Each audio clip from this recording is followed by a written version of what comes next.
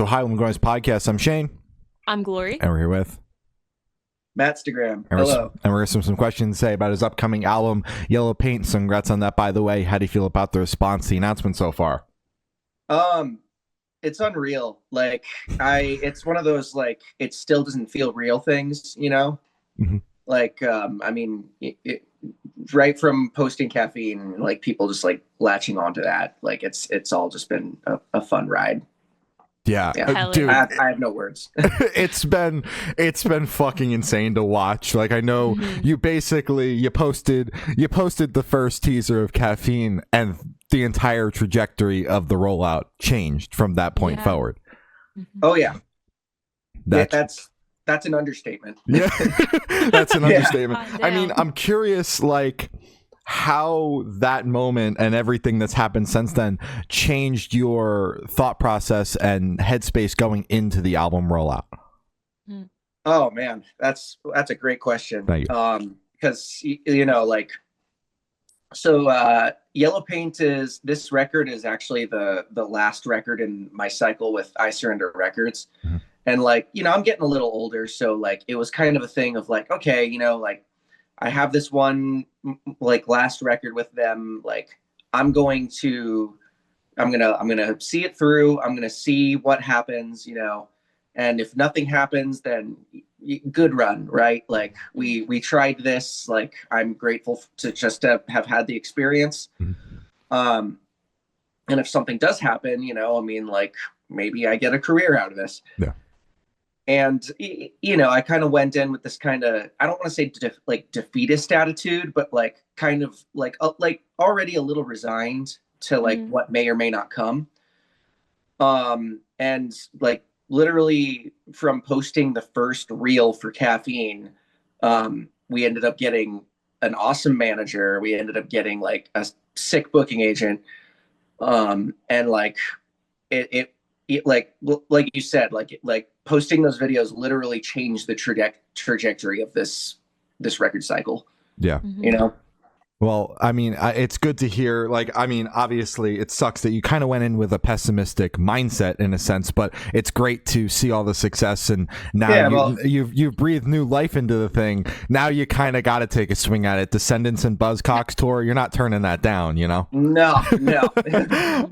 But when that came across my plate, I was just like, yeah, let me just see if we can swing. Yeah, like, of course. Let me see if we're available for that. Duh. I'll quit my fucking job. But congratulations on all the success. It's been great to watch, and dude, the album rips. Thanks, man. Thank you. You're welcome. Thank you both. Oh yeah. Hell yeah, of course. So is there any meaning behind the album title or cover art? So yes and no. Because, like, Yellow Paint is one of the lyrics in Caffeine, right? And I was kind of struggling to find an album title. I'm notoriously bad at naming bands and albums. But I mean, you know, like, you're talking to Mattstagraham here, right? Yeah. But like, basically, like, the producer Kevin Bavona, like, I got to, like, hang out with him, and it was a really cool experience, and we were just kind of, like, shooting the shit, and I was talking about, he was like, do you have, like, an album title? And I was like, no, not really. Like, I'm sure there's, like, a lyric or something that'll, like, come out or whatever. And we were just talking about the song, and, like, we mentioned, like, the Yellow Paint reference, which, you know, is a reference to Van Gogh trying to, you know, commit the big sleep. And he was like, dude, there's your album title, like, Yellow Paint. Yeah. And I was like, oh my God, you know, like, you're right. And because, like, that line kind of encapsulates, like, this, you know, this, like, weird, like, artistic, like the, you know, the artist's struggle kind of thing. Yeah, there's layers. This is my second cup of coffee, so I'm not explaining myself very well, but that was good. Yeah. And then the cover art. Jody, who did the Prescribe Whatever cover art, just took it and ran with it. Like, we were like, yeah, we wanted to do something with, like, yellow paint. I can't remember exactly what we told her, but, like, it was, like, something along the lines. Like, I think, like, originally I wanted, like, a yellow brush stroke with, like, my little logo guy Dingus and like kind of carved out of it. Mm-hmm. And she went like, I'll do you one better, and then sent that over. And I was like, no, that's much better than my thoughts. Yeah, that works. That's why we're paying you, and I'm not doing it. Exactly. Yeah. Oh yeah, no, my mock-ups were horrible. As most are, that's why they're mock-ups. Yeah, exactly. Mock-ups for a reason. Yeah. So can you tell us a little bit about the writing process for the album? Yeah. I mean, like, it wasn't anything like super fancy. I think the writing process for like this record was like the first time that I had like kind of just been demoing for like a really long time. And like, I finally got like a backlog of like tons of demo. Like I have like 50 demos at all times now, which I really like because, it's nice to be able to like look into the folder and be like, yeah, I like these ones, and like, pull them out for a record. But yeah, I mean, like, I think that when I did Prescribe Whatever, I was kind of like trying to figure out like, okay, well, like what exactly is this? Because like I've been kind of just throwing darts at a dartboard for a while to kind of figure out like what exactly like my thing is, and I think with that record I got kind of close, and this record feels a lot more like I'm figuring it out. So yeah, it was nice to just write songs and like without the worry of like, oh, this has to be on a record like next year, so yeah, I'm like, it was kind of like for the most part it was smooth, like with songs that I had like already written.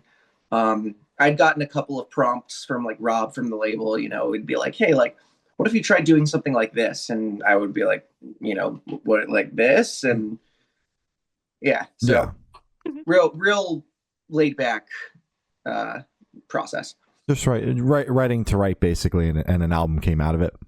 Yeah, exactly. And that feels really good too, like it doesn't feel so much like I have to do this to have a record. It's like, no, I'm just gonna write, and then like eventually I'll have enough songs that I'm happy with to put on a record. Yeah. It is crazy to hear that was your writing process, because like while I was going through the record, I was like, this record feels very cohesive and a little bit more like, and feels more like you said, like you, versus the last record. Not saying the last record wasn't you, but like you said, figuring it out. And I really did appreciate at the end where the shit got heavy. I'm curious, like influences for the writing process, because all of a sudden there were breakdowns at the end of the album, and I was like, what? Where'd that come from? That's not Matt. I know exactly which song you're talking about, right? Song 10 on the record. Yep. That was a total last minute addition when I was like recording. So like I basically like, I said I worked with Kevin Pavona as a producer. So like I self-recorded everything, right? Shit. Aside from like some of the stuff that he like added in on his end, like, some like background like keys and stuff.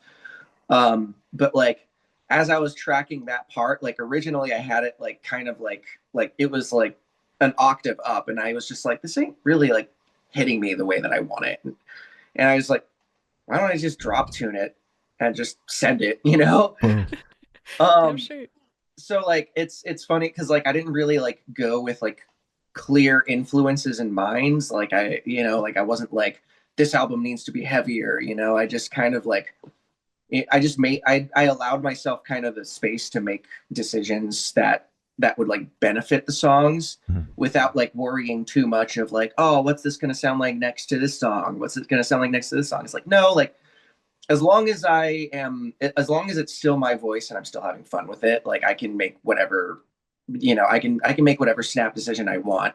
And if it's cool, it's cool, That makes sense. Yeah, straight. If it's cool, it's cool. Yeah. So what song off the album took the longest to write, and which one is your personal favorite? I think Petty was the longest one to write. So like Petty kind of started as like one demo that I had like years ago. Well, not years ago, like 2021. Well, I guess at this point that's years ago. Yeah. 4 years ago. Weird. That's weird. Damn. Huh? Damn. That's 4 years ago is weird. Yeah. No, that hurts saying. Yeah, I like had this one demo that I had written for another band I was in, and then like it never got used. And I was like, okay, well, like I'll just take the course from this and I'll build this other song around it. And then initially, like I just had this riff that I really liked that I used in Petty. Um, and then like that song was like not good enough to like make the cut. And I was like, well, I want it to be good enough to make the cut specifically because I like this riff, right? Like I was like pretty adamant on using it. So I like rewrote the song maybe like 2 or 3 times after that. And then I didn't really have like this version of Petty until like, again, like when I started tracking the record, like I changed the like pre-chorus bit like pretty heavily. And I like moved some things around and like added some things and like, yeah. So like that song was just a work in progress for like 4 years.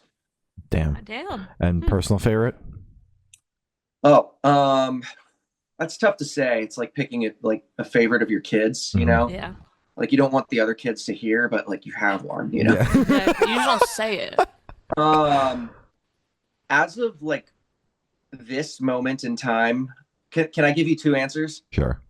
Sure. I'm gonna say one of them is the Shitty Jeep song, because like I just felt like I was like if I were to like introduce myself to somebody and I only had like 3 minutes to do it and I needed a song to do it, I would show this song. Yeah. You know, and then like the like little shithead in me really likes Can I Be VIP? For reasons. Yeah. Yeah. Hell yeah.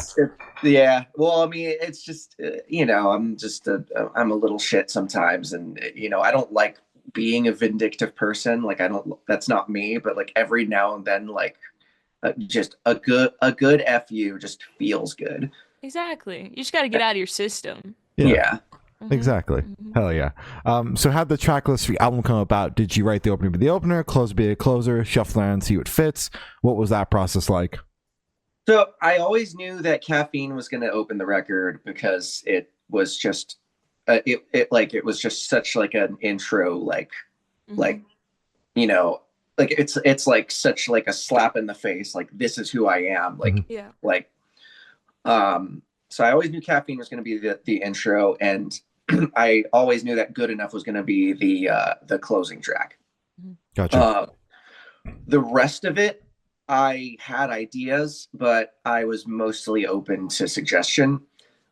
And I mean, like, I'm like not like the, you know, like as long as the album feels right to me when I'm listening to it, I don't care where the tracks go, you know. Yeah. So and you know, Rob and Gabby and Kevin too, like they all had like ideas on like where they wanted tracks to go, and we kind of just like mixed and matched that and came out with what we have now. Yeah. So I know they're very collaborative, especially like with the track listing of the record. It starts with the artist's idea, and then it ultimately becomes what everyone on the team thinks is the best.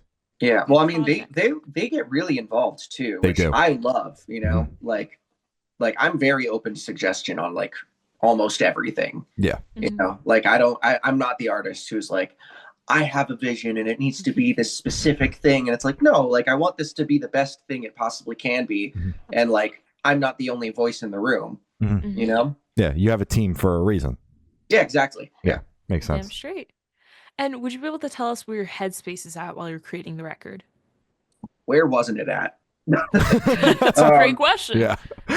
I don't know. I mean, I was all over the place in the like mostly 2 years that it took to record this record. Just because, you know, I mean, like as like a touring and performing artist, like there are highs and there are lows, you know. I mean, especially when like you're looking at a career that's like essentially like everyone calls it a dream, you know. Because it's this impossible thing to grasp at and to like achieve. Like you do have lots of moments where you're like kind of like what am I doing here, you know? Yeah. Like is this going to be worth it? And you know, I mean, I rode those highs and lows a lot. Also just like lots of like personal stuff and like lots of like struggle to just like keep moving forward. So yeah, I mean, like I rode some of my like highest highs and lowest lows like during the writing this record. But like the cool thing is like that I'm like kind of proud of myself now for is like I kept going. Yeah. You know, and it's really cool to like see that. It's like, yeah, see, like sometimes you just kind of have to cross the desert to get to the oasis, you know? Yeah. It's beautiful. Yeah, you kept going when like you were kind of feeling like this may be the end, and look at where things are at now. Yeah, exactly. Yeah. I am curious about like the overall timeline for the record. I know you've mentioned it was a couple years, but could we get like a rough time frame of when you started writing and then when you had the masters in hand? The dates don't have to be exact, just a rough idea. Honestly, like I started writing for a second record like immediately, because like, you know, I mean, like as everyone says, like you have like all of your life to write your first, you know, like your first release. Yep. I mean, it wasn't my first release, but it was like my first like official like label release. Like you have all this time to write it, and then you have like 2 years to write the second one. So like, you know, I like to just keep I like to keep the writing process like going for as long as I possibly can. Sorry, what was the question again? Rough timeline of when you started writing the record and when you had the masters in hand. You were getting there. Yeah. So I would say like late-ish 2022. Like I probably started writing in like September, and then masters were in hand like I want to say it was like last year in October. Nice. So like it was like roughly 2 years from like demos to masters. That's straight. Oh yeah. So how do you recommend your fans to listen to this album for the first time? Should you do in the car with friends, in dark with headphones on? Is workout album, party album? What do you personally recommend? I just hope they listen to it. Fair enough. Yeah. I don't know. I mean, like find your comfy space and like spend, you know, set 30 minutes aside and take a listen to it, you know, like find your hype space. Actually, I'm going to say find your hype space. Oh shit. One from quiet to hype. Yeah. Well, you know what? I'm just like, I actually kind of have no idea how to answer this question. So I'm just like, just do whatever feels right, man. Find your space. Yeah. Exactly. Hold your space or whatever the fuck. Yeah. So this one should be super, super quick off the top of your head. I want you to describe this album for new listeners in 3 words. No more, no less.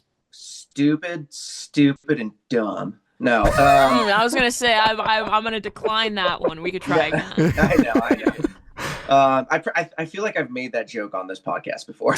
Probably. There's a chance. Yeah. There's a very good chance. Emotionally messy and chaotic. Oh, that's actually perfect. Let's take chaotic out. Emotionally messy and energetic. There you go. Cooking. Hell yeah. And in that same train of thought, is there a certain feeling or emotion you want listeners to have while going through the album? Every time I write a record, I like, you know, initially like I want it to reach as many people as possible, but like I want to make people think, you know, like whether you're already an introspective person or not, like I want something that I write to like make you think of something differently, you know? Yeah. Because like when I write like my thought process on like lyrics and stuff is that like, you know, 100 people have written love songs. What makes yours different, right? 100 people have written songs about how they're upset with A, B, and C. Like how come yours is different, right? And I think that like you know, good bands will write songs that you like. Great bands will write songs that you like and that you can't stop thinking about. You know, and that comes down to, you know, like how, you know, obviously it needs to be catchy, but like, you know, like does this invoke, like, does this inspire you to like feel a certain way or to like look at your life a certain way? And I'm not saying that I'm the most introspective person in the world. I mean, like, probably not the most introspective person in most rooms I walk into, but I really try to like make something that like people can like continue to take away from over the years. I'm straight. Hell That's yeah. wonderful. I fuck with that answer. That's Yeah. great. Yeah. That's great. Thanks. Of course. And for this last question, are you able to touch on any particularly challenging or standout moments during the creation of the album, positive or negative? Oh yeah. So the song Letterkenny. Okay. So like that song, basically, like, Rob was saying, like, hey, like, I'm not saying that, like, I'm not saying that I'm going to like shelf your record if you don't do this. I'm just saying that you need to try to write a love song, because like, it will just give you your best chance. Like, like obviously, like, in Western songwriting and probably like all pop songwriting in general, like, what songs have the best chance? It's typically love songs. He's like, just try to do something, right? And he was pushing and pushing, and like finally one day, like I just was like like fine, I'll give you your stupid love song, Yeah. and like I was like furiously writing Letterkenny as like a like what, like I didn't think anything of it at the time. I was like, this answers the mail, I'm sending it to him, and then I'm turning my phone off. And so I sent it to him, and then like the next day I checked my emails, and he said something to the effect of like, I've got bad news, man. This is a really good song. Fucking hate it. And I was It's awesome. like, honestly, like, that's not bad news. I'm happy with that, because I don't hate the song. I was just kind of like in a weird headspace. Like in like the demo that I left so much stuff in it where like I'm just like, I was running to the computer to like hit record and running to the booth, and I was just in a mood. So there's just like tons of like me yelling things like fucking good enough, and like that we're just in the demo. It's so awesome. Yeah. And because so That's that great. was a particularly like hard one, I think. I think that's like kind of the big one. Yeah. There's like that, and then like good enough kind of came from like a really like emotional place where it was just a really, really rough day. And at the time I was in a relationship that I didn't really feel valued in. And we had a rough day, and then I just saw like a video on the internet that just sent me, that was just like and it just like brought up this thought, and like it was like one of those, like, if I don't get this thought out of me immediately, I'm going to like this is gonna kill me on the inside. Yeah. So those are probably like the two songs that were like the toughest. Gotcha. Hell yeah. So as Gloria said, that's all the questions we have today. Is there anything that you would like to plug? Yellow Paint comes out June 13th. Catch me in Canada with Descendants, and then maybe some other dates in the US that I don't know if I can announce yet. When do you know like time frame when this episode comes out? Closer to the record. Closer to the record? Oh, okay, well then everyone will know at the time. We got a string of Southwest states supporting the record. I can't remember them off the top of my head, but we're hitting Albuquerque, Phoenix, Anaheim, Los Angeles, and San Diego. Hell yeah. And those are going to be fun too. So come on out. Hell yeah. Damn straight. All right. Well, thank you for silence with Mattstagraham, and we have been the Good Noise Podcast.